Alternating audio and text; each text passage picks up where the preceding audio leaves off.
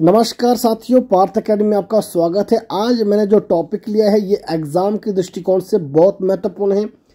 पहले प्रश्न की तरफ रुख करते हैं। 15वां ब्रिक्स शिखर सम्मेलन 2023 का आयोजित हुआ। आपके पास ऑप्शन है जोहान्सबर्ग दक्षिणी Africa, Rio de Janeiro Brazil, Shanghai चीन और मॉस्को रूस। इसका सही उत्तर होगा जोहान्सबर्ग दक्षिणी अफ्रीका। जब हम ब्रिक्स सम्मेलन की बात करते हैं, ब्रिक्स सम्मेलन की स्थापना 2006 में हुई थी। उस समय इसमें 4 देश थे, जिसमें ब्राजील, रूस, इंडिया और चाइना। 2010 में ब्रिक्स सम्मेलन में 5वां देश दक्षिणी अफ्रीका को जोड़ा गया। इसके साथ अगला प्रश्न देखते हैं, ब्रिक्स का क्या अर्थ है। इसका सही उत्तर होगा ऑप्शन बी, ब्राजील, रूस, भारत, चीन और दक्षिणी अफ्रीका। अगर आप ब्रिक्स को हिंदी में पढ़ते हैं तो आप सोच रहे होंगे ब्रिक्स का अर्थ ब्राजील, रूस, भारत, चाइना, दक्षिण अफ्रीका कैसे होता है। तो सबसे पहले आपने ब्रिक्स को इंग्लिश में लिखना है BRICS। बी से ब्राजील, R से रशिया, I से इंडिया, C से चाइना, S से साउथ अफ्रीका। इससे पता चलता हमें ब्रिक्स का जो अर्थ होता है उसमें 5 देश है, जिसमें ब्राजील, रशिया, इंडिया, चाइना और साउथ अफ्रीका। ध्यान दीजिए, जो ब्रिक्स शब्द है ये ब्रिटिश अर्थशास्त्री जिम ओ नील ने 2001 में गढ़ा था। इसमें उभरती हुई 5 अर्थव्यवस्था हैं, जैसे Brazil, Russia, India, China and South Africa. 15वें ब्रिक्स शिखर सम्मेलन 2023 में कौन नहीं था। सीधा मतलब है किसने, इनमें से जो आप पास ऑप्शन दिए हैं इनमें से किसने 15वें शिखर सम्मेलन में भाग नहीं लिया।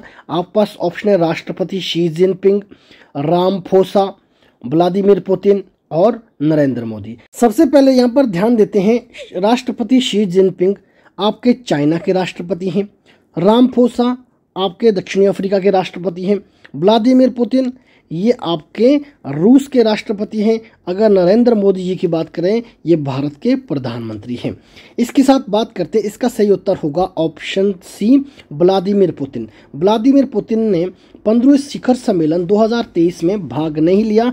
इसका मुख्य कारण इजराइल के साथ चलने वाला युद्ध माना जाता है, और इसका एक और कारण माना जाता है कि व्लादिमीर पुतिन इस कारण भी आपके शिखर सम्मेलन में भाग नहीं ले सके। वो कारण है अंतर्राष्ट्रीय आपराधिक न्यायालय, बोल तो इंटरनेशनल क्रिमिनल कोर्ट ने पुतिन के खिलाफ गिरफ्तारी का वारंट जारी किया था। सीधा कहने का अभिप्राय ये है कि ब्रिक्स शिखर सम्मेलन 2023 में 4 देशों ने भाग लिया, जिसमें ब्राजील, इंडिया, चाइना और दक्षिणी अफ्रीका। इसमें से रूस देश ने भाग नहीं लिया। एग्जाम की दृष्टिकोण से बहुत महत्वपूर्ण प्रश्न है। इसके साथ अगला प्रश्न देखते हैं। अगर आप इस वीडियो को एंजॉय कर रहे हैं तो मेरे इस YouTube चैनल को सब्सक्राइब, वीडियो को लाइक, शेयर और कमेंट करना ना भूलें। साथ ही साथ आपसे एक बात साझा करना चाहूँगा, अगर आप पार्थ अकेडमी के साथ HPG के current affair, history, political science, geography, Hindi, English, mathematics को विस्तार पूर्वक पढ़ना चाहते हैं तो दिए गए नंबर पर आप मैसेज करें और आपको आज ही क्लास में एनरोल किया जाएगा। उसके बाद आपको 2 डेमो क्लासेस दी जाएगी। अंत में आपसे फीडबैक ली जाएगी कि आपको पार्थ अकेडमी के साथ अपनी क्लासेस, अपनी तैयारियां कंटिन्यू रखनी है या नहीं। इसके साथ अगला प्रश्न देखते हैं। 15वें शिखर सम्मेलन 2023 के संबंध में निम्नलिखित कथन पर विचार करें।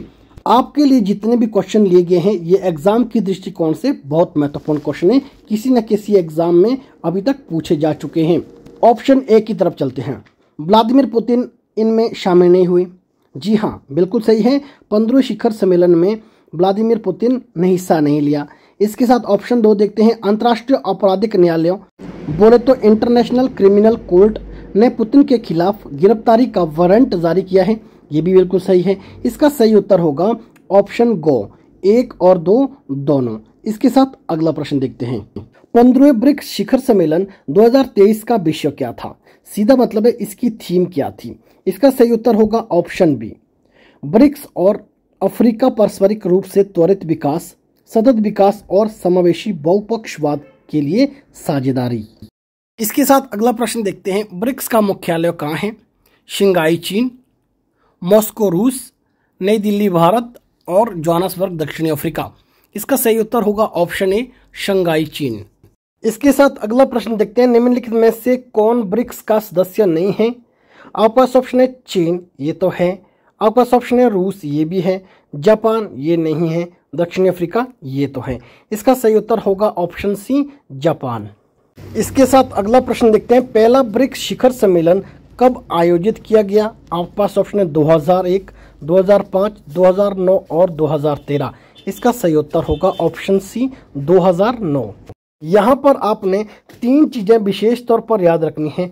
ब्रिक्स शब्द 2001 में जिम ओ नील ने गढ़ा और 2006 में ब्रिक्स की स्थापना हुई। 2010 में ब्रिक्स में दक्षिणी अफ्रीका को जोड़ दिया गया। अगला प्रश्न देखते हैं। निम्नलिखित में से किस शहर ने ब्रिक्स शिखर सम्मेलन की मेजबानी नहीं की? आपके पास ऑप्शन है बीजिंग। बीजिंग आपका चाइना के अंतर्गत आता है, तो चाइना तो ब्रिक्स का सदस्य है। अगर बात करें मॉस्को की, मॉस्को रूस के अंतर्गत आता है और रूस भी आपका ब्रिक्स सम्मेलन का सदस्य है। इसके साथ बात करते हैं रियो डी जनेरिया। रियो डी जनेरिया आपके ब्राजील के अंतर्गत आता है और ब्राजील भी आपका ब्रिक्स का सदस्य है। अंत में बात करते हैं सिडनी की। सिडनी ऑस्ट्रेलिया के अंतर्गत आता है, तो ऑस्ट्रेलिया हमारा ब्रिक्स सम्मेलन के अंतर्गत नहीं आता है। इसका सही उत्तर होगा सिडनी, ऑप्शन डी। इसके साथ अगला प्रश्न देखते हैं। ब्रिक्स संगठन का प्राथमिक लक्ष्य क्या है?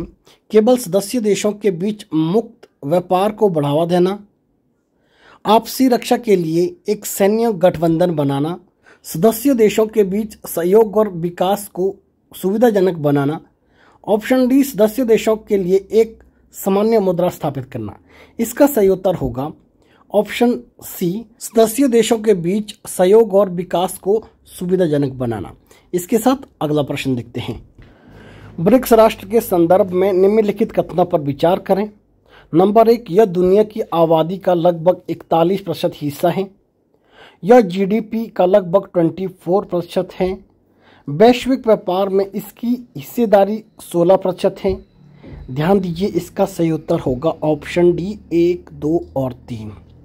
ब्रिक्स के संदर्भ में सभी तथ्यों महत्वपूर्ण हैं, एग्जाम के दृष्टिकोण से बहुत महत्वपूर्ण हैं। ध्यान दीजिएगा, ये एक एक करके भी पूछे जा सकते हैं, इनको नोट डाउन करना ना भूलें और चैनल को साथ साथ में सब्सक्राइब करना ना भूलें। इसके साथ अगला प्रश्न देखते हैं। ब्रिक्स के किस महाद्वीप को एस द्वारा दर्शाया गया है? आपका ऑप्शन है दक्षिणी अफ्रीका, यूरोप, एशिया और अफ्रीका।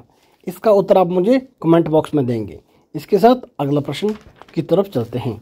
2023 में ब्रिक्स सम्मेलन की अध्यक्षता किसने की?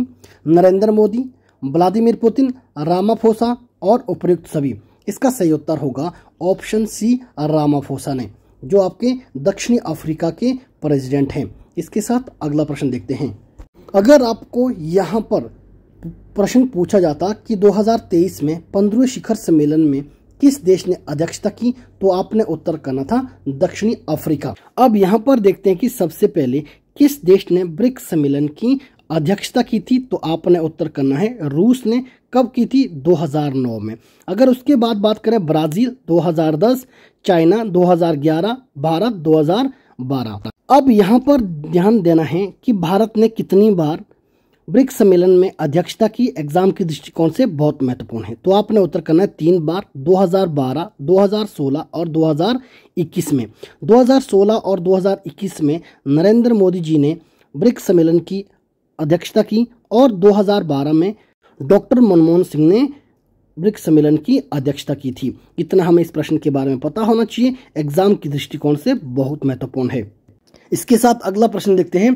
प्रधानमंत्री नरेंद्र मोदी ने 15वें ब्रिक्स सम्मेलन 2023 के दौरान ब्रिक्स नेताओं को क्या उपहार प्रदान किए? आपका ऑप्शन है बिद्री सुराही, नागालैंड शॉल, गोंड पेंटिंग, उपयुक्त सभी। इसका सही उत्तर होगा उपयुक्त सभी। इसके साथ अगला प्रश्न देखते हैं। ब्रिक्स देशों के बैंकों का क्या नाम है? आपके पास ऑप्शन है BRICS new development bank, new development bank, Asia विकास बैंक, इनमें से कोई नहीं। इसका सही उत्तर होगा न्यू डेवलपमेंट बैंक, जिसकी स्थापना 15 जुलाई 2014 को हुई थी और इसका मुख्यालय शंघाई चीन में है। आज के अंतिम क्वेश्चन की तरफ रुख करते हैं। 15वें ब्रिक्स शिखर सम्मेलन 2023 के लिए भारत का शेरफा के रूप में किसे नियुक्त किया गया? आपके पास ऑप्शन है मनोज पांडे, एस परमेश, दम्मू रवि और शिवेंद्र नाथ। इसका सही उत्तर होगा ऑप्शन सी दम्मू इसके साथ कुछ महत्वपूर्ण तथ्य देखते हैं जो एग्जाम के दृष्टिकोण से बहुत महत्वपूर्ण है। 2023 में 15वें शिखर सम्मेलन में 6 देशों को ब्रिक्स में जोड़ने की बात की गई थी, जिसमें अर्जेंटीना, मिस्र, इथोपिया, ईरान, सऊदी अरब और संयुक्त राष्ट्र अमीरात।